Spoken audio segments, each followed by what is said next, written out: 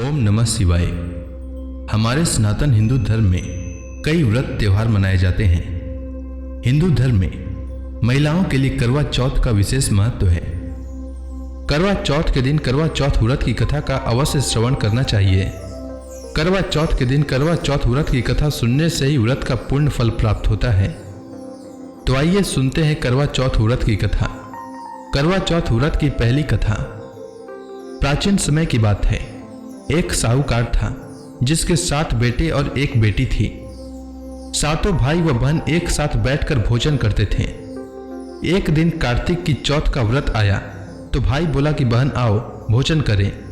बहन बोली कि आज करवा चौथ का व्रत है, चांद उगने पर ही खाऊंगी। तब भाइयों ने सोचा कि चांद उगने तक बहन भूखी रहेगी। तो एक भाई ने दिया जलाया, दूसरे भाई ने छलनी लेकर उसे ढका और नकली चांद दिखाकर बहन से कहने लगे कि चल चांद उग आया है, अर्घ दे ले। बहन अपनी भाभियों से कहने लगी कि चलो अर्घ दे। तो भाभियां बोली तुम्हारा चांद उगा होगा, हमारा चांद तो रात को उगेगा। बहन ने जब अकेले ही अर्घ दे दिया और खाने लगी तो पहले ही ग्रास में बाल आ गया, दूसरे ग्रास में कंकड़ आया और तीसरा ग्रास मुंह की ओर किया तो उसकी ससुराल से संदेशा आया कि उसका पति बहुत बीमार है, जल्दी आओ। माँ ने जब लड़की को विदा किया तो कहा कि रास्ते में जो भी मिले उसके पांव लगना और जो कोई सुहाग का आशीष दे तो उसके पल्ले में गांठ लगाकर उसे कुछ रुपए देना। बहन जब भाइयों से विदा हुई तो रास्ते में जो भी मिला उसने यही आशीष दी कि तुम 7 भाइयों की बहन, तुम्हारे भाई सुखी रहें और तुम उनका सुख देखो।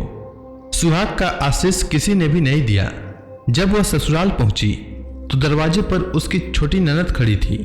वह उसके भी पांव लगी तो उसने कहा कि सुहागिन रहो, सपूती हो।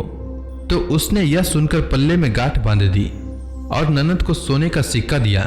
तब भीतर गई तो सास ने कहा कि पति धरती पर पड़ा है, तो वह उसके पास जाकर उसकी सेवा करने के लिए बैठ गई। बाद में सास ने दासी के हाथ बची खुची रोटी भेज दी। इस प्रकार से समय बीतते हुए मार्गशीर्ष की चौथ आई तो चौथ माता बोली करवा ले भाइयों की प्यारी करवा ले। लेकिन जब उसे चौथ माता नहीं दिखलाई दी तो वह बोली हे माता, आपने मुझे उजाड़ा तो आप ही मेरा उद्धार करोगी, आपको मेरा सुहाग देना पड़ेगा। तब उस चौथ माता ने बताया कि पौष की चौथ आएगी, वह मेरे से बड़ी है, उसे ही सब कहना, वही तुम्हारा सुहाग वापस देगी। इसके बाद पौष की चौथ आकर चली गई, माघ की चली गई, फागुन की चली गई, चैत्र वैशाख ज्येष्ठ आषाढ़ और श्रावण भादव की सभी चौथ आई और यही कहकर चली गई कि आगे वाली को कहना। असौज की चौथ आई तो उसने बताया कि तुम पर कार्तिक की चौथ नाराज है, उसी ने तुम्हारा सुहाग लिया है, वही वापस कर सकती है, वही आएगी तो पांव पकड़कर विनती करना, यह बताकर वह भी चली गई। जब कार्तिक की चौथ आई तो वह गुस्से से बोली भाइयों की प्यारी करवा ले, दिन में चांद उगानी करवा ले, व्रत खंडन करने वाली करवा ले, भूखी करवा ले। तो यह सुनकर वह चौथ माता को देखकर उसके पांव पकड़कर गिड़गिड़ाने लगी और कहने लगी हे चौथ माता, मेरा सुहाग तुम्हारे हाथों में है, आप ही मुझे सुहागिन करें। तो माता क्रोधित होकर बोली अरे पापिन, हत्यारिन, मेरे पांव पकड़कर क्यों बैठ गई। तब वह बोली कि जो मुझसे भूल हुई उसे क्षमा कर दो, अब भूल नहीं करूंगी। तो चौथ माता ने प्रसन्न होकर आंखों से काजल, नाखूनों में से मेहंदी और टीके में से रोली लेकर छोटी उंगली से उसके आदमी पर छींटा दिया तो वह उठकर बैठ गया और बोला कि आज मैं बहुत सोया। वह बोली क्या सोए, मुझे तो 12 महीने हो गए, अब जाकर चौथ माता ने मेरा सुहाग लौटाया। तब उसने कहा कि जल्दी से माता का पूजन करो। जब चौथ माता की कहानी सुनी, करवा का पूजन किया तो प्रसाद खाकर दोनों पति पत्नी चौपड़ खेलने बैठ गए। नीचे से दासी आई, उसने उन दोनों को चौपड़ पासे से खेलते देखा तो उसने सासू जी को जाकर बताया। तब से सारे गांव में यह बात प्रसिद्ध होती गई कि सब स्त्रियां चौथ का व्रत करें तो सुहाग अटल रहेगा। जिस तरह से साहूकार की बेटी को सुहाग दिया, उसी तरह से चौथ माता करवा चौथ का व्रत रखने वाली सभी सुहागिन स्त्रियों को सुहागिन रखें। यही करवा चौथ के उपवास की सनातन महिमा है। तो प्रेम से बोली चौथ माता की जय। करवा चौथ व्रत की दूसरी कथा अति प्राचीन काल की बात है। एक बार पांडु पुत्र अर्जुन तप करने के लिए नीलगिरी पर्वत पर चले गए थे। इधर पांडवों पर अनेक मुसीबतें पहले से ही थी। इससे द्रौपदी ने शोक विवल होकर कृष्ण की आराधना की। कृष्ण उपस्थित हुए और पूछा, कहो क्या कष्ट है तुम्हें? तब द्रौपदी ने हाथ जोड़कर भगवान श्री कृष्ण से कहा, हे प्रभु, मुझे क्या कष्ट है? आप तो स्वयं जानते हैं, आप तो अंतर्यामी हैं। मुझे कष्टों के बोझ से विवल कर दिया है। क्या कोई ऐसा उपाय है जिससे इन कष्टों से छुटकारा मिल सके? तब कृष्ण भगवान मुस्कुराते हुए बोले, तुम्हारा प्रश्न अति उत्तम है द्रौपदी। तब द्रौपदी ने पूछा, प्रभु फिर मुझ दुख नारी का कष्ट दूर करने का उपाय बताइए। तब भगवान श्री कृष्ण ने कहा, यही प्रश्न एक बार पार्वती जी ने शिव जी से किया था। तब श्री शिव जी ने करवा चौथ का व्रत विधान बताया था। तब द्रौपदी ने भगवान श्री कृष्ण से कहा, हे प्रभु, करवा चौथ की पूरी जानकारी मुझे दीजिए और उसकी कथा कहिए। तब कृष्ण भगवान ने एक पल सोचने के बाद कहा, दुख सुख जो सांसारिक माना जाता है, प्राणी उसमें सदा ही लिप्त रहता है। मैं तुम्हें अति उत्तम करवा चौथ व्रत की कथा सुनाता हूं, इसे ध्यानपूर्वक श्रवण करो। प्राचीन काल में गुणी, विद्वान और धर्मपरायण एक ब्राह्मण रहता था। उसके 4 पुत्र तथा एक गुणवती सुशील पुत्री थी। पुत्री ने विवाहित होकर चतुर्थी का व्रत किया, किंतु चंद्रोदय से पूर्व ही उसे सुधा ने बाध्य कर दिया। इससे उसके स्नेही भाइयों ने छल से पीपल की आड़ में कृत्रिम चंद्रमा बनाकर दिखा दिया। लड़की ने अर्घ्य दे भोजन कर लिया। भोजन करते ही उसके पति की हृदय गति बंद हो गई। इससे दुखी हो उसने अन्न जल त्याग दिया। उसी रात्रि में इंद्राणी भू विचरण करने आई। ब्राह्मण पुत्री ने उससे अपने दुख का कारण पूछा। इंद्राणी ने बताया, तुम्हें करवा चौथ व्रत में चंद्र दर्शन से पूर्व भोजन कर लेने से यह कष्ट मिला है। तब उस लड़की ने अंजलि बांधकर विनय की कि इससे मुक्त होने का कोई उपाय बताइए।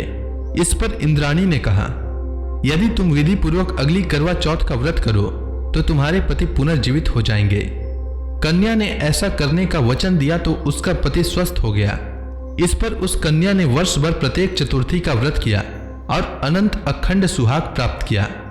श्री कृष्ण ने कहा, हे द्रौपदी, यदि तुम इस व्रत को करोगी तो तुम्हारे सभी संकट टल जाएंगे। इस पर द्रौपदी ने यह व्रत किया और पांडव सभी क्षेत्रों में विजयी हुए। इस प्रकार सौभाग्य, पुत्र पौत्र आदि और धन धान्य की इच्छुक स्त्रियों को यह व्रत विधि पूर्वक करना चाहिए। इस व्रत में भगवान शंकर की आरती की जाती है। इस प्रकार करवा चौथ की दूसरी कथा समाप्त हुई। अब आइए श्रवण करते हैं करवा चौथ व्रत की तीसरी कथा। एक ब्राह्मण परिवार में 7 बहुएं थी। 6 बहुओं के मायके वाले बहुत अमीर थे। इसी कारण ससुराल में उनका बड़ा मान था, परंतु छोटी के मायके में कोई न था। वह घर का सारा काम काज करती, सबकी सेवा करती, पर कोई भी उससे प्यार नहीं करता। सभी उसे दुत्कारते रहते। 30 त्योहारों पर भी जब उसके मायके से कोई न आता तो वह बहुत दुखी होती। हर वर्ष की तरह इस वर्ष भी करवा चौथ का व्रत आया। अनेक बहुओं के मायके से उनके छोटे भाई करवा लेकर आए, पर छोटी के मायके में यदि कोई होता तो ही करवा लाता। सास भी छोटी को ही खरी खोटी सुना रही थी। वह दुखी हो घर से निकल पड़ी और जंगल में जाकर रोने लगी। एक नाग बहुत देर से उसका रोना सुन रहा था। अंत में वह अपने बिल से निकल आया तथा छोटी बहू से पूछने लगा, बेटी क्या बात है, तुम रो क्यों रही हो? छोटी बहू बोली, आज करवा चौथ है, मेरा कोई भाई नहीं है। यदि मेरा कोई भाई होता तो आज जरूर करवा लेकर आता। नाग को छोटी बहू पर दया आई। नाग ने कहा, बेटी तुम घर चलो, मैं अभी करवा लेकर आता हूँ। थोड़ी देर बाद नाग ससुराल पहुंचा। ससुराल वाले इतना सामान देखकर चकित हो गए। सास भी प्रसन्न हो गई। सास ने प्रसन्न मन से छोटी बहू को नाग देवता के साथ भेज दिया। नाग देवता ने छोटी बहू को अपना सारा महल दिखाया और कहा, जितने दिन चाहो आराम से रहो, मन चाहा खाना खाओ, मन चाहा पहनो, पर एक बात याद रखना, सामने रखी नाद कभी मत खोलना। छोटी बहू सारा समय महल में आराम से काटती, पर नाद के बारे में उसकी उत्सुकता बढ़ती जाती। एक दिन जब घर में कोई न था, उसने नाद को उठाकर देखा तो हजारों छोटे छोटे सांप के बच्चे इधर उधर रेंगने लगे। उसने जल्दी से नाक ढक दी। जल्दी में एक सांप की पूंछ नाद के नीचे आकर कट गई। शाम को नाग के आने पर छोटी ने अपनी गलती स्वीकार कर ली। नाग ने भी उसे क्षमा कर दिया। जब छोटी ने ससुराल जाने की इच्छा की तो उसे धन रत्न आदि देकर विदा किया। छोटी के ससुराल में अब उसकी बड़ी इज्जत होने लगी। जिस सांप की पूंछ कटी थी उसे सभी बंडा कहकर तंग करते। एक दिन उसने अपनी माँ से पूछा कि मेरी पूंछ कैसे कटी है। माँ ने कहा कि छोटी बहू के नाद उठाने और जल्दी से रखने में ही तुम्हारी पूंछ कटी है। तो वह बोला कि मैं छोटी से बदला लूंगा। माँ के बहुत समझाने पर भी वह एक दिन चुपचाप छोटी के घर जा छुपा और मौका पाकर उसे काटने की सोचने लगा। वहां छोटी बहू और उसकी सास में किसी बात पर बहस हो रही थी तो छोटी कसम खा खाकर कह रही थी कि मैंने ऐसा नहीं किया। वह कह रही थी कि मुझे बंड भैया से प्यारा कोई नहीं है, उन्हीं की कसम खाकर कहती हूँ कि मैंने ऐसा नहीं किया। बंडा ने जब यह सुना तो सोचने लगा, जो मुझसे इतना प्यार करती है मैं उसे ही काटने आया हूँ। वह चुपचाप घर चला गया। माँ ने पूछा, ले आए बहन से बदला? वह कहने लगा, माँ बहन से कैसा बदला? तभी से बंडा भाई वह छोटी बहन हुए। भाई प्रतिवर्ष चौथ के दिन करवा लेकर जाता। वह बहन बड़े प्यार से करवा चौथ का व्रत करती। तो इसी के साथ करवा चौथ की तीसरी कथा समाप्त होती है। अब आइए श्रवण करते हैं करवा चौथ व्रत की चौथी कथा। प्राचीन काल में करवा नाम की एक पतिव्रत स्त्री अपने पति के साथ नदी किनारे एक गांव में रहती थी। कार्तिक मास के कृष्ण पक्ष की चतुर्थी के दिन उसका पति नदी में स्नान करने के लिए गया। स्नान करते समय एक मगर ने उसका पैर पकड़ लिया। वह करवा करवा नाम लेकर जोर जोर से अपनी पत्नी को पुकारने लगा। उसकी आवाज सुनकर उसकी पत्नी दौड़ कर आई और उसने मगर को कच्चे धागे से बांध दिया। मगर को बांधकर वह यमराज के यहाँ पहुंची और यमराज से बोली, भगवान, मगरमच्छ ने मेरे पति का पैर पकड़ लिया है, अतः पैर पकड़ने के अपराध में आप अपने बल से उस मगरमच्छ को नरक में ले जाओ। यमराज ने कहा, अभी मगरमच्छ की आयु शेष है, अतः मैं उसे नहीं मार सकता। इस पर करवा ने कहा, यदि आप ऐसा नहीं करेंगे तो मैं आपको श्राप देकर नष्ट कर दूंगी। यह सुनकर यमराज डर गए और उस पतिव्रता स्त्री के साथ जाकर मगरमच्छ को उन्होंने यमपुरी भेज दिया और करवा के पति को दीर्घ आयु प्रदान की। उसी दिन से यह करवा चौथ मनाई जाती है और सुहागिन स्त्रियों के द्वारा व्रत रखा जाता है। हे करवा माता, जैसे तुमने अपने पति की रक्षा की वैसे ही सभी करवा चौथ की व्रत करने वाली स्त्रियों के पति की रक्षा करना। तो प्रेम से बोलिए चौथ माता की जय।